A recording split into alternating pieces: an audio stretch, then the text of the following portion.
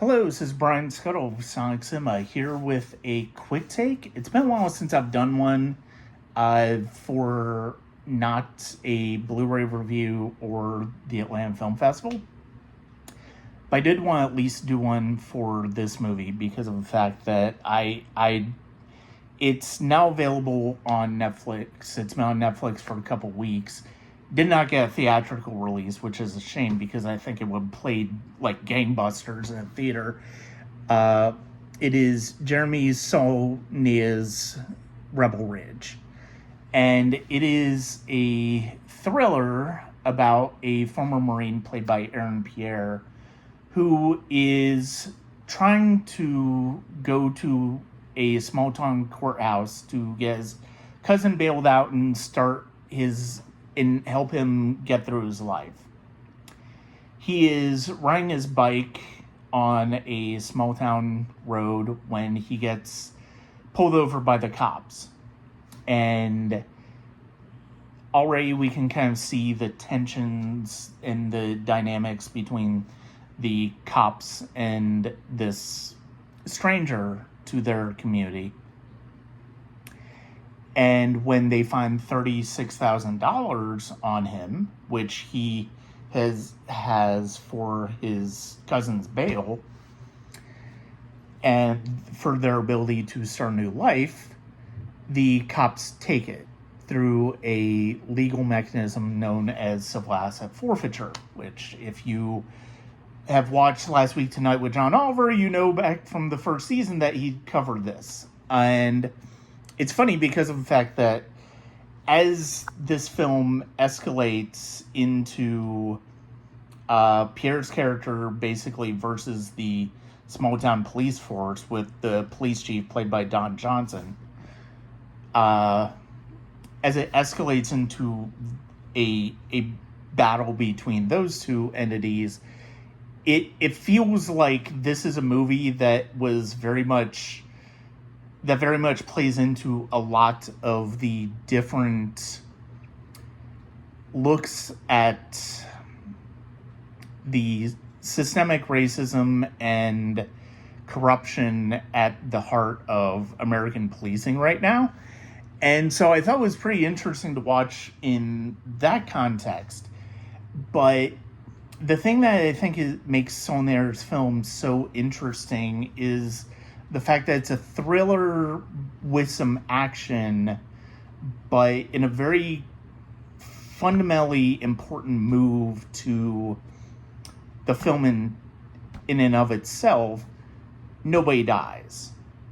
You know, yes, that's a spoiler to give out, but I think it's an important one to understand because of the fact that this isn't just a former Marine who's going to kick ass and kill as many people as he needs to get what he needs. That's not who this character is. And Don Johnson's character and the other cops are aware of... They're always treading a line. And we get more and more details into the nature of this particular police force and this particular town as we go along. And it's probably a bit convoluted, but there's an explanation for all of it. And I think that's an important aspect to this film that makes it as successful as it is. It does drag a bit in the second act, but by the third act, you're completely on board with what this film is trying to do. And you're completely just engrossed in how this is going to end. And I think Pierre and Johnson are both fantastic in this film.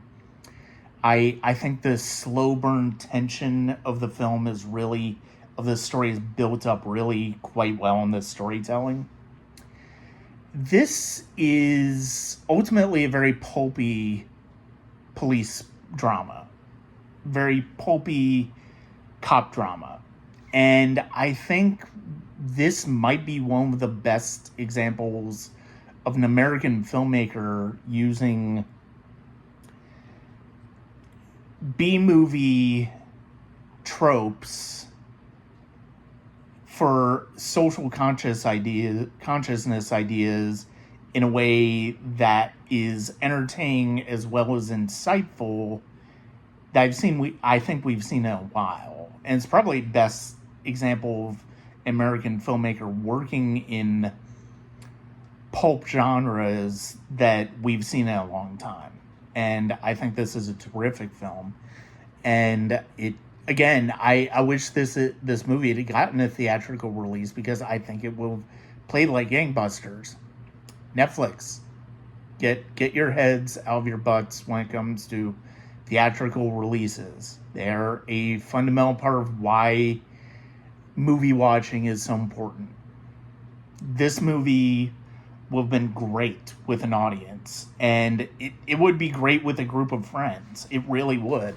Like, get 3 or 4 friends together, and the reactions in this movie would have been fantastic to get with people watching them. And it's a terrific film. It's one of the better films I think Netflix has put out in a long time. And yeah, it's worth checking out if you haven't already. If you have already, it's actually, I think it'd be pretty rewatchable, because even though it is dealing with social issues, there's a lot about it that is entertaining in the way it handles those issues and the way the story builds. And that's why I think this film excels at. And so Rebel Ridge, it's now on Netflix. Check it out. It's probably one of the better movies you'll see in 2024. Okay, thank you very much.